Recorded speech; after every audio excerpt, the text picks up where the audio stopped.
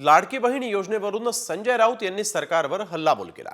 सरकारने बहिणींना 2100 रुपये देणार होते असं आश्वासन दिलं होतं, त्या आश्वासनाचं काय झालं असा सवाल संजय राऊत यांनी विचारला। लाडकी बहीण योजना ही सुद्धा किती फसवी आहे हे सुद्धा आपण निवडणुकीनंतर पाहिलंय। कॉमस्कोर नुसार आता isakal.com आहे देशातील नंबर 1 ची मराठी न्यूज वेबसाईट। प्रत्येक अपडेटसाठी isakal.com ला नक्की भेट द्या।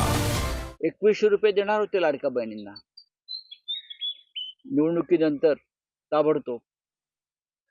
आता संबंधित खात्याच्या ज्या मंत्रीबाई आहेत त्याही महिलाच आहेत, त्यांनी ते शक्य नाही सांगितलं की महिलांची फसवणूक आहे।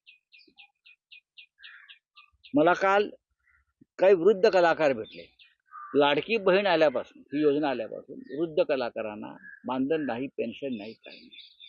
ही अवस्था या राज्याची आर्थिक अवस्था आहे।